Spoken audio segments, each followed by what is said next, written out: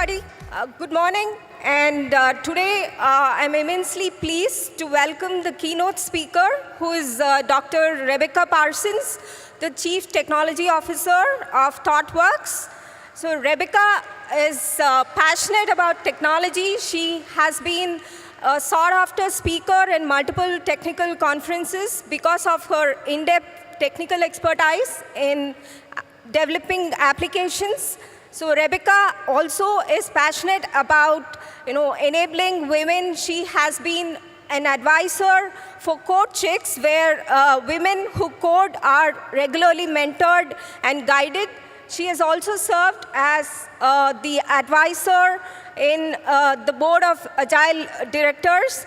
She has also worked as a professor before she joined ThoughtWorks. So she has extreme technical expertise, and like I already mentioned, she's passionate about enabling women. So let's welcome Rebecca today, and I hope you'll gain a lot from attending today's keynote speaker session. So welcome, ladies. Let's have Rebecca on stage, please.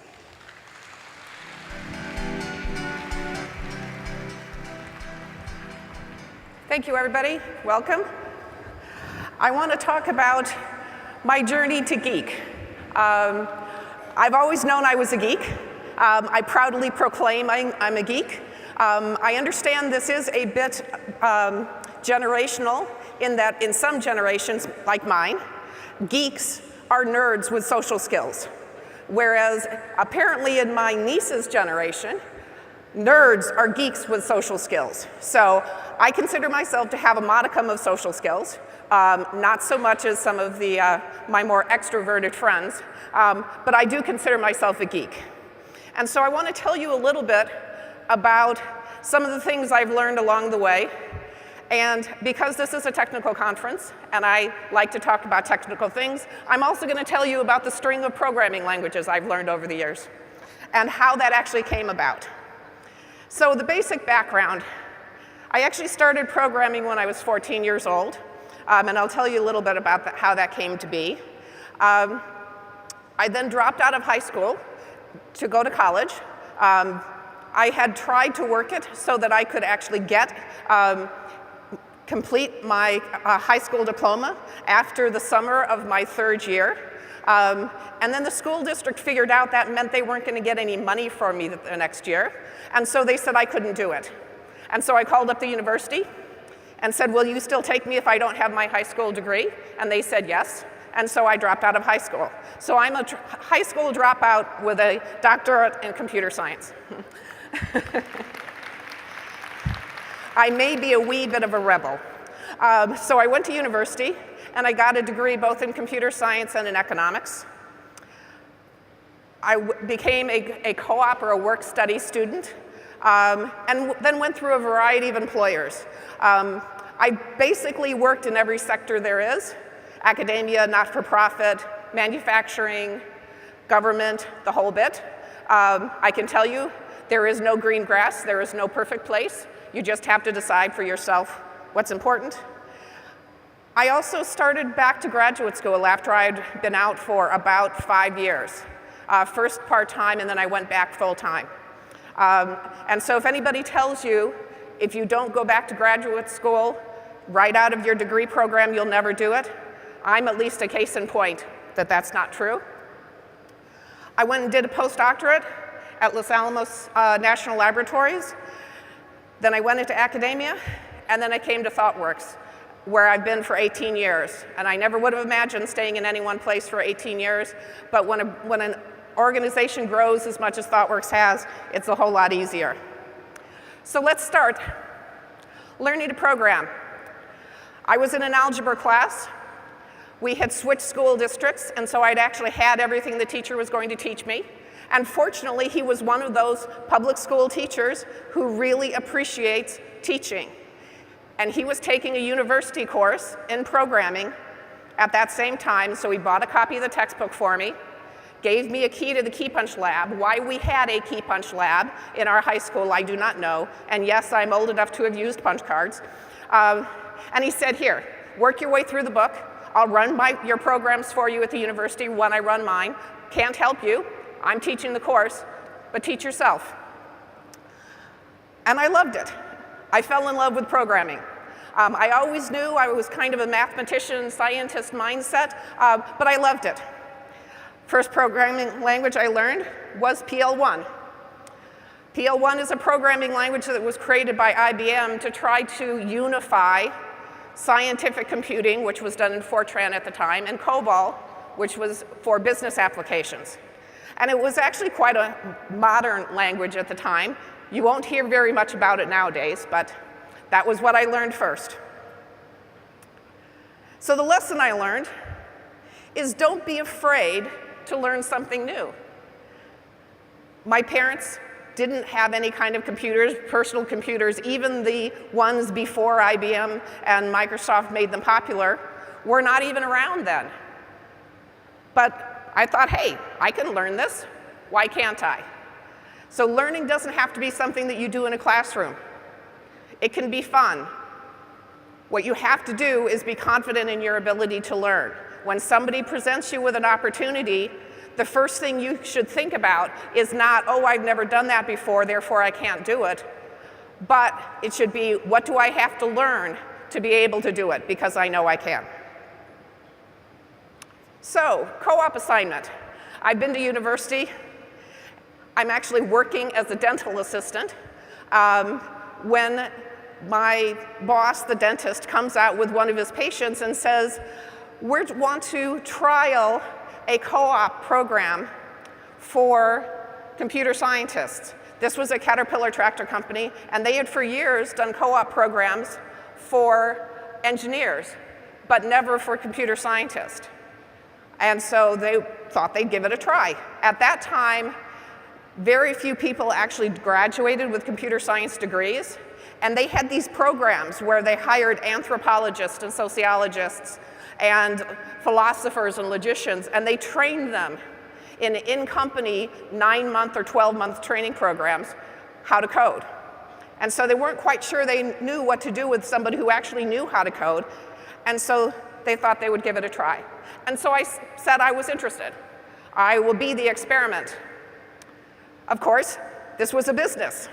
What did I just say about programming languages? The programming language at that time for business was COBOL.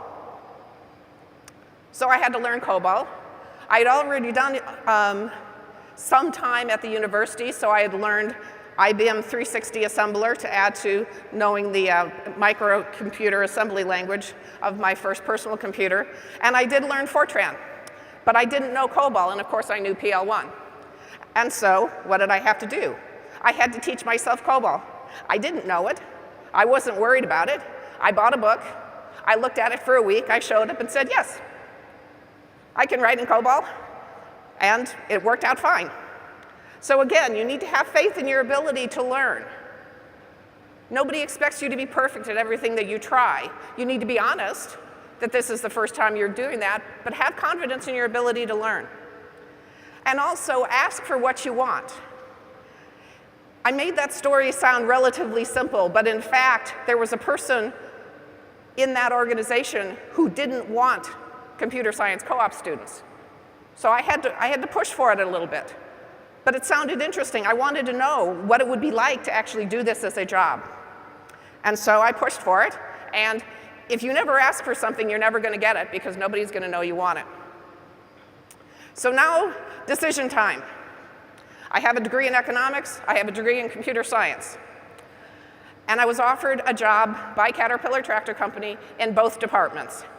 And I did the classic scientific analysis thing. Here's all the pros and cons of both of them. And I really thought to myself, if somebody's going to pay me to read the Wall Street Journal every morning, what could be better? Why wouldn't I do that? So I was all set to take the job in economics. And I picked up the phone and called the guy and said, I'm going to take the computer science job. And I thought to myself, okay, where did that come from? And I'll tell you where that came from. That came from listening to my gut.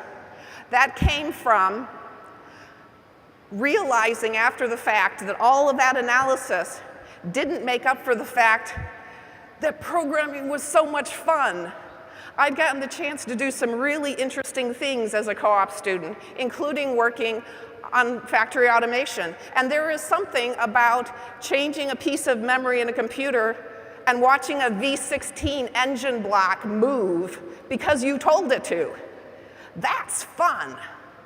Why would I want to sit in an office doing an unclear job, reading the Wall Street Journal every day? All of a sudden, what seemed so exciting didn't. So I took the job, and I learned yet another assembly language. Are you noticing a pattern? I will tell you, very few people learn assembly language now, but if you really want to understand how a computer works, learning at least one assembly language will help you. It will also get you to appreciate the value of a compiler, because then you don't have to do that anymore. So what was the lesson? Yes, go through all the analysis. It's important. It's just like planning. The plan itself is worthless at the end, but the process is valuable. That process of writing all the pros and cons was important. But what really mattered instead was I said to myself, what would it feel like? I'm going to go through a day thinking I decided computer science. And how did I feel? And I was excited, and I was jazzed, and this is wonderful. And I went through a day thinking that I'd taken the job in economics. And I was uncertain. I wasn't sure what I was getting myself into. And so maybe that's a road less traveled. Maybe that's something that I should have done. I sometimes wonder what my life would be like if I had actually said what I thought I was going to say that day, but I didn't. And I trusted my instincts, and I didn't say, oh, wait, I said it wrong, I knew at that moment that that was the right thing to do, even though that detailed analysis really didn't bring out what my gut was telling me. Like every job, at some point, you get to the stage where you're not happy anymore. I learned an incredible amount, but I hit a wall with my responsibilities. This was still at a time when I was denied 2 really exciting projects. Well, because the man has a family. He's got more experience, and it's like, but you've been sending me behind him for the last 2 projects to clean up after what he didn't do right. Can't you fix that? Oh, no. He has a family. Very important. He had a family. So you have to know when it is time to move on. And sometimes that's if you're in a position where you stop learning. So do know when to move on. But this is very important, and there was one of the people I worked with in my first job. He was about this tall. I think he was about 127 years old. I think he was some kind of elf. But he was very, very wise. And he said to me, are you leaving here, or are you going there? Because if you're just leaving someplace because you're unhappy, you're going to bring your unhappiness with you. And he pushed me to characterize why I was excited about where I was going. And that's really important. Make sure when you make these transitions, you're going to something. You can define why this is a good thing for you. It's not just that you're running away from something. And at this new place, I got to learn lots more languages. Yet another assembly language, VAX. My first experience was C. This was also an organization, it was a semiconductor design company, and so I got a chance to work with vectorizing Fortran compilers. I actually got a chance to work with serial number 1 of the convex C1 supercomputer, which was a combination parallel vector computer. There aren't all that many audiences that I can say those things and people have a clue what I'm talking about, so this is exciting. But again, I got a chance to learn a tremendous amount at this job. But here's another one of those time to move on. I was asked to lie to a client by an immediate boss when we were standing outside the conference room getting ready to meet them. I was in another job where I was the last man standing. When I joined, we were a 25-person strong department. When I finally was fed up, we were down to 7. Every single person in that department left because the new manager was a fantastic chief scientist. You don't notice management or leadership anywhere in that statement, do you? He could not manage, and they tried. They sent him to training class after training class. And all of these people continued to quit, and not a single one said why. Oh, I have a new opportunity. Oh, I want to spend more time with my family. Oh, this, oh, that. Not a single person in that department said, and oh, by the way, this man does not know how to manage. Did get a chance to learn C++.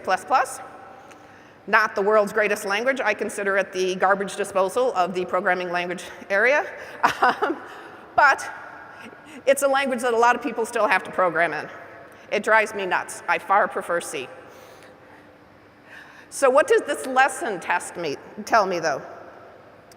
In the short term, you have to do what you need to do to protect yourself. I was not in a situation where I was physically threatened. It wasn't a truly imposing, harassing situation. I felt morally compromised when I was asked to lie, and I told him I wouldn't.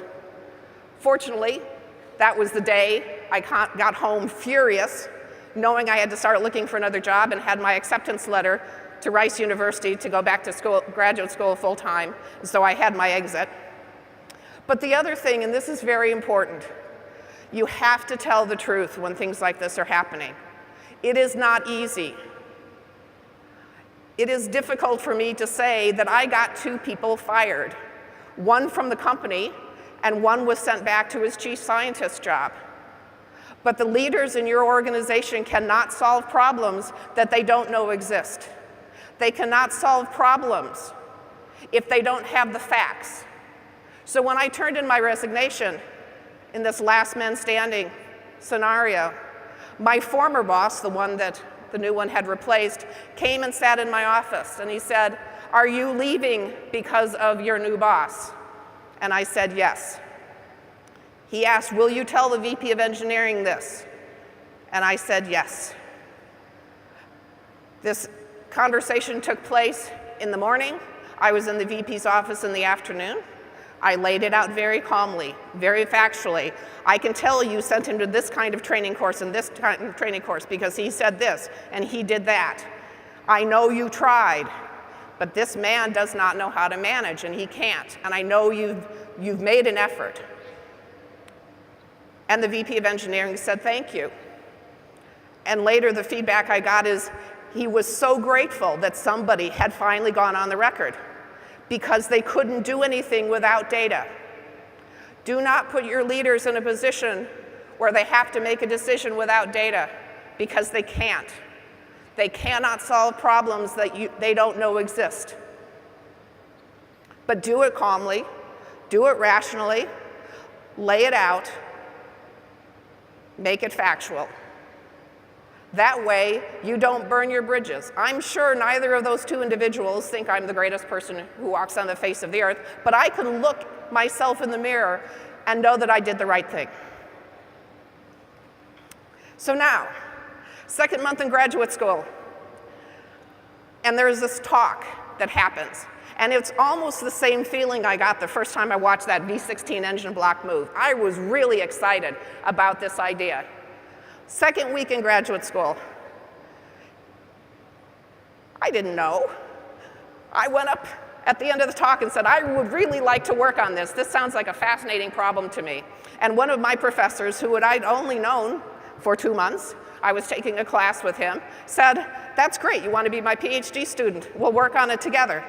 So my second week in graduate school, I had my PhD dissertation idea fleshed out, which allowed me to publish a paper much more quickly. And it was because I found something interesting and said, "Yes, may I do this, please?" This is where I learned functional programming languages. Scheme, my PhD advisor actually wrote the little Lisper, the little schemer, so that was obviously an important language to him. Also learned Haskell.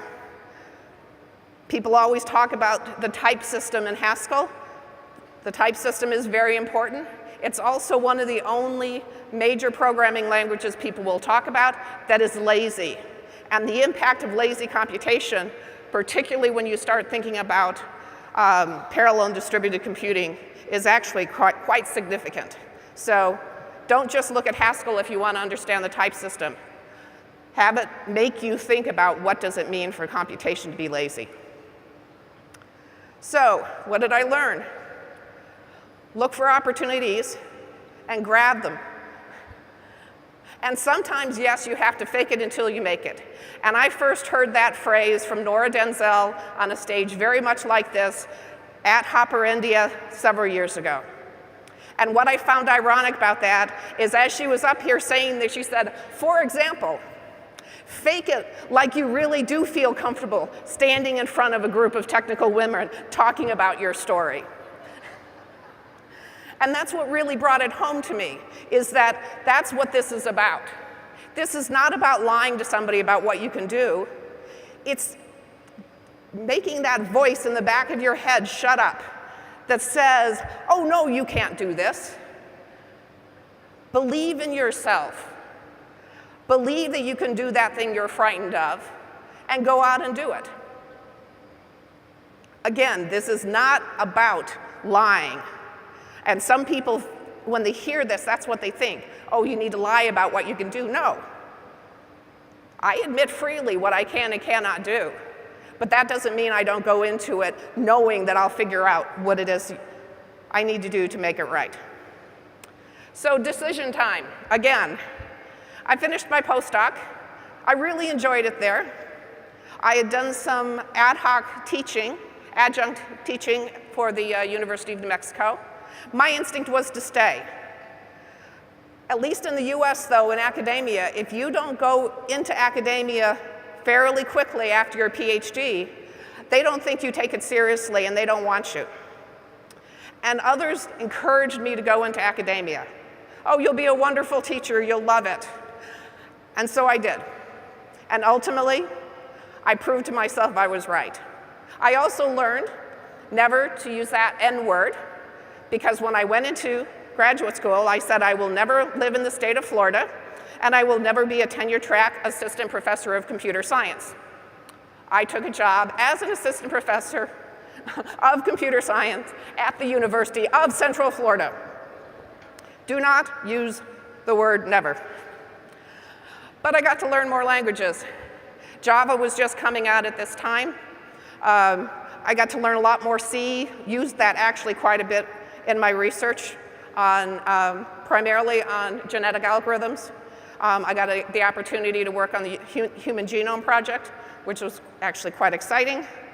But what did I learn? Not all decisions are right. Yes, we are all human beings. Sorry, we're going to make mistakes. Learn from them, but don't dwell on them. The worst thing you can do is to say what might have been, because you'll never know. You're standing here having made that decision back there, and it didn't work out the way you thought it would. You have no idea what that other path looks like. It might look wonderful, but you don't know what it would have really been like. You didn't think you were going to be in this situation, so why do you think that somehow you know you would be better off somewhere else? Don't beat yourself up over a bad decision, just learn from it. And what I learned from that decision is I needed to think more carefully about the advice I got from others.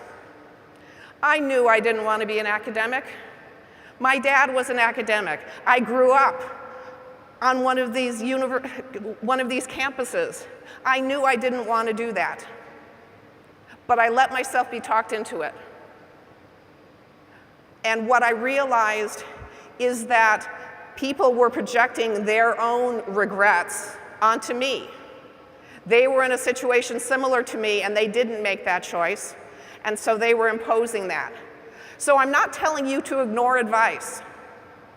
You should ask for advice. You should ask for other people's opinions.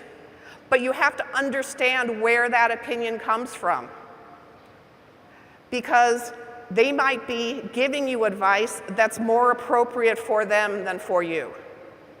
So don't ignore others, but don't ignore yourself either. try to think about where those things come from and what might be prompting it. Because at the end of the day, none of them had to live with that decision. I was the one that had to live with that decision. And that decision ultimately led me to ThoughtWorks.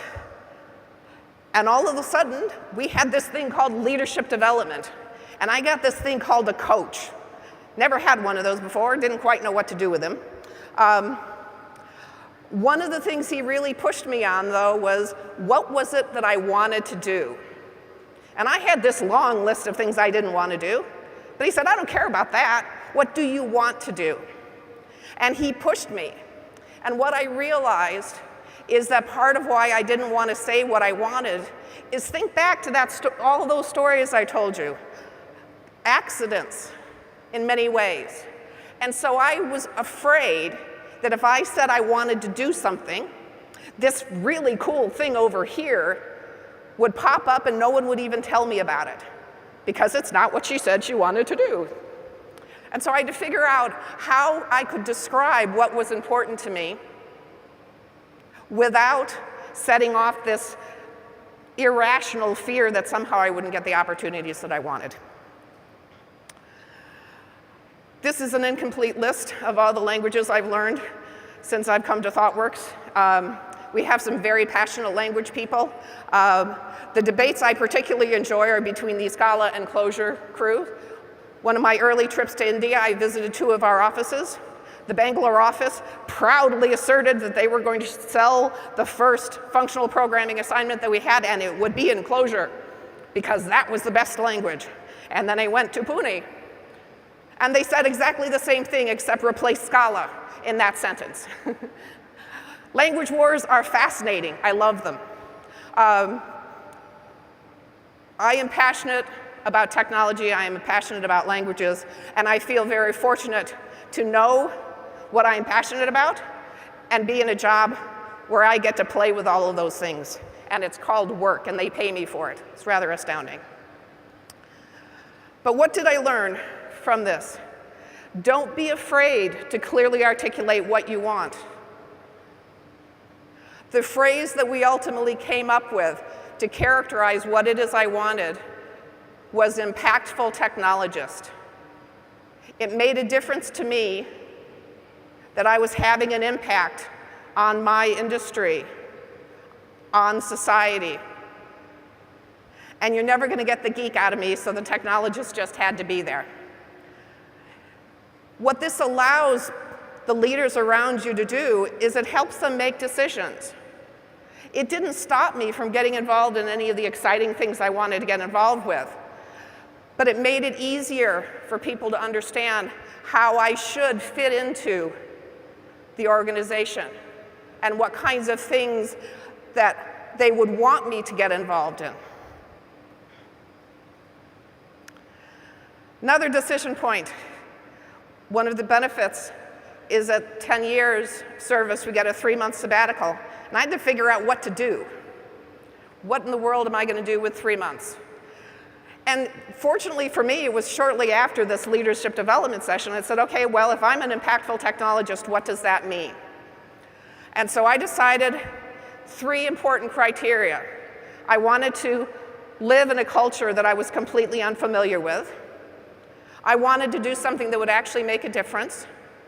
And I wanted it to matter who I was and what my experiences were. So one of the things I turned down, a friend of mine knew someone who was setting up a computer lab in Accra, Ghana, and said, you want to come and pull cables? I said, well, I can pull cables, but there are a lot of people who can pull cables. I ended up in Kampala, Uganda, as a fellow for UNICEF, working with their technology for development group. The most senior technologist they had in that group, and he was incredibly bright, but he was 26 years old. And he had a director who was very ambitious, and one of his goals was rolling out a computer kiosk, at least one in every village in Uganda. At that time, there were 55,000 villages in Uganda. And I asked David, so what are you going to do about configuration management? And he said, what's that? He had no idea all of the things you have to do to manage an estate of tens of thousands of computers scattered across the country. How do you apply security patches? Who upgrades the operating system? Many of these systems were not even scheduled to be connected to the internet. What happens if it breaks? Who's going to fix it? So I was able to use all of this gray hair that I've earned over the years with all of the different kinds of projects to help them understand just how hard it is to go from pilot to production. One of the problems that the whole sector has is this problem with pilotitis. Languages, this time I actually got to work on a book with Martin Fowler on domain-specific languages. It's one way we're helping to bridge the gap between business users and technology users. Part of the reason for writing the book is to not make people not so afraid of language processing tools, because most of them took compiler classes from people like me. And writing a compiler for a full-fledged programming language is hard. Writing something for most domain-specific languages is very easy. It's a very highly unused approach. So lessons. Decide what constitutes success for you and be willing to say no to things that might be exciting. And make sure success, as how you define it, includes something you're really passionate about. And who knows, you might end up wearing a bulletproof vest like I did. I never thought, working for ThoughtWorks, I would end up in a bulletproof vest. But going out into the northern part of Uganda, there were some warring cattle raiding tribes at the time. And so when we were out of the cities, we had to be escorted by the army and wear a bulletproof vest. So, how much did any of this matter that I was a woman? High school, I didn't notice it at all. I was one of those smart kids. I was one of those people who actually studied and did well, and so I wasn't going to be popular regardless of whether I was a man or a woman, so it really didn't matter. It mattered some in college. I did have a professor tell me that women were incapable of understanding math and computer science. There were 4 women in the class. We bonded together to convince him that he was wrong. All 4 of us finished. All 4 of us finished with A's. Many of the men had to drop out because they were failing. The thing that I remember about this, though, one of the women, I don't think she would have stayed. She didn't have the kind of lucky upbringing I felt I had, where my parents instilled in me and my sister and brother this unflailing belief that we could do whatever we set our mind to.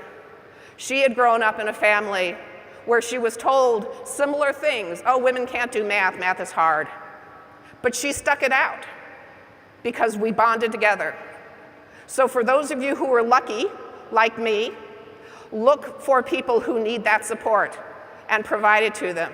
And for those of you who have heard those messages, don't feel like you're alone. Seek out someone to provide that support, because you can do it. There is nothing about being a woman that means you cannot understand math and computer science. First job is when I started to bump into it. This was still the time that you didn't talk about sexual harassment in the workplace. It's really actually quite liberating to see that people are now talking about it. In graduate school, I was lucky. I didn't have to deal with it at all. I know some people do have that. I never had it. The current work environment, in some ways, it's much better than it was before. I do think it's getting worse over the last couple of years, as some of these things are becoming considered more and more okay. This is also very much my perspective. I'm from the global north. I'm white. I came from a well-to-do family, not a rich family, but a well-to-do family. My experience is not everybody else's, but this is mine. And I don't think it mattered much. But it's still not a level playing field. I don't care what our industry wants to believe. This is not a meritocracy yet. And so we have to continue to support others and helping them get over it. So the final lessons. This first one also came from Uncle Bill. Once you've decided something, don't look back. You'll never really know. You can drive yourself crazy with what mights have beens. Don't torment yourself that way. You can't win that. You can't win that at all. You can, however, always change your mind. You can decide to do something different. You can decide that the place you are in now isn't working for you. But when you do that, make sure you first spend the time thinking what it is that you want. And decide for yourself what constitutes success. The single worst thing to do is go into an organization where they define success differently than you do, because you can't win in that. If you want to be in tech, never stop learning. I personally find it fascinating, but then I get bored very easily. And programming languages are cool. Thank you very much.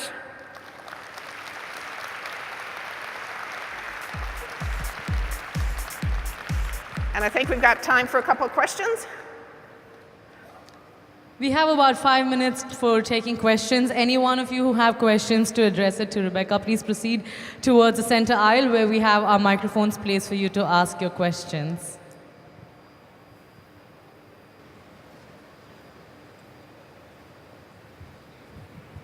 Hi, Rebecca. Hi. It's a very nice session. Thank you. Thanks. I do not have a question, but I have a thing that I want you to explain, if possible. See, you told me that you had a 26 or 29-year-old lead at a point, and you had an experience to tell that how do we maintain these machines. That's because of your experience, you could see ahead and plan. Mm-hmm. So that it's not like a gender question, but it's a general question. The question is like, can you elaborate on that? It happens usually when you are experienced, but you do not detailedly know about every language. Because the new kids now are better in technology, but you are better in experience. You can see ahead, okay, there is a mistake that's happening. But when somebody has to trust you, it means you should be the best in something, especially when you're working in a team. So can you put us a little bit of light on that and also explain your experience in that area? Thank you. So part of it depends on how receptive the person is that you're talking to. This particular 26-year-old knew he didn't know this stuff. So that one was easy. But I have been in situations where I've had to basically get into I'm going to pick your argument apart until you believe that I actually know what I'm talking about. Because you're right, generally speaking, more experienced men are not going to listen to me until they believe that I actually know what I'm talking about. And sometimes you can do that politely. You can explain your history, you can explain the experiences, the things that you've learned. And you can say things often like, in my experience with a system like this, with this characteristics and all of that. And sometimes you have to shred their argument. And it's no fun, I take no pleasure in that. But you will, from time to time, come up against somebody who simply thinks, because they're a man, they know more than you do. And use that as a last resort. But I've actually found, in the vast majority of cases, just talk about your experiences, the things that you know. And even though it might not be in the programming language they know now, and maybe they can run rings around you on the IDE, which they certainly can me now. We did not have IDEs back in the punch card days. You have that experience. And systems fundamentally still operate the same way. We still have to think about issues like concurrency and failover and all of these things. And so just talking about, well, I did this here, and this is what we learned, and I did this here to solve this problem. Grounded in your experience. at a systems level, and just let the stuff about, well, you don't know Rust, therefore, you don't know, anything anymore. Just ignore that noise, because that's what that is noise. Hi, Rebecca. Hi. So it's a privilege listening to you here today. Thank you so much. Thank you. So my question is, in ThoughtWorks, I came to know from ThoughtWorks and news that ThoughtWorks is one of the companies which is like top rated in terms of employing women at each level, entry level, mid level, and senior level. But these days, we see that not all the companies are following that trend. We don't really see many women at higher leadership level. So what is your key message to all women out here and also to the organizations? Well, to the organizations, it's simple. Quit looking in the usual spots. Quit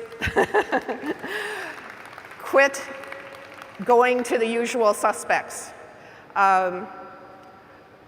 To those of you in this room who aspire to leadership positions, you will have to talk a bit more about what you do.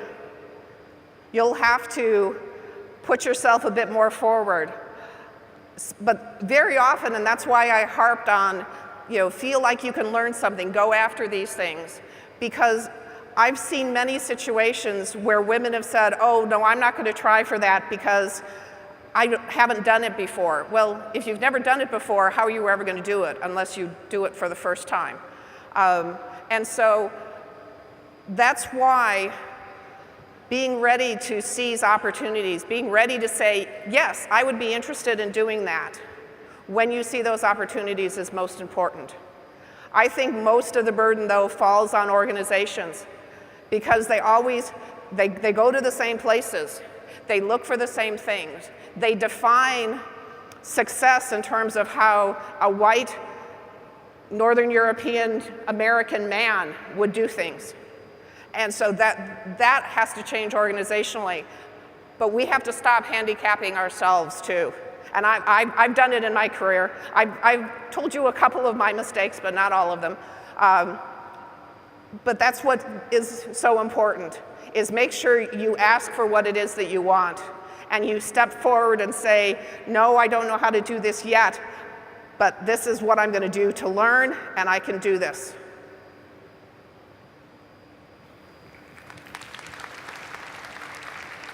Hi, we are open for one last question, so please proceed. Hi.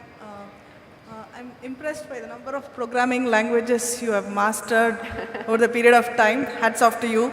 So in this fast-paced, changing industry, and we get carried away by many things usually. So how do you keep your interest sustained? Can you just share some tips? My number one tip for keeping up in tech is to find good spies. So I have somebody that I work closely with who really loves programming languages, as do I. And so when he talks about something, I go check it out.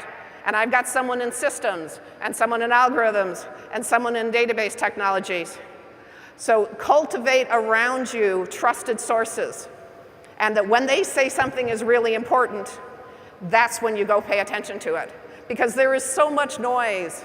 You do not want to keep track of all of the JavaScript frameworks that are being created on a daily basis in this world. It's not worth your life unless you're really passionate about JavaScript frameworks. Find people that you trust, trusted sources, whether they be colleagues, whether they be blogs, and use that. The other challenge that I think we have, much more so than when I started, we are going to have to specialize a bit more. You can't be a deep expert in all of the different database technologies and all of the different AR, VR, and all of the different sensor networks that are coming out, and all of the this, that, and it goes on. When I started, you could pretty much be an expert in everything. It's not that simple anymore. The landscape is much too complex. So think about, what are the things that really excite you? Is it languages?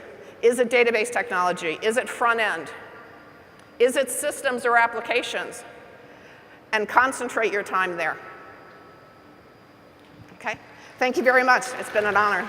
Thank you so much, Rebecca. Requesting you to kindly stay on stage for a moment. Brenda, if I could have you join us on stage to extend a token of appreciation to Rebecca. Please do put your hands together and join me in welcoming Brenda on stage.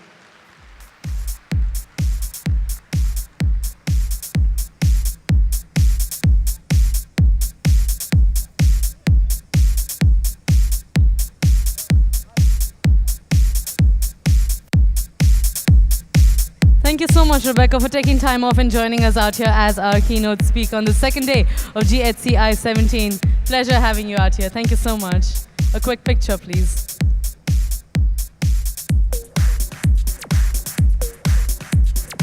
Thank you, Rebecca. Thank you, Brenda.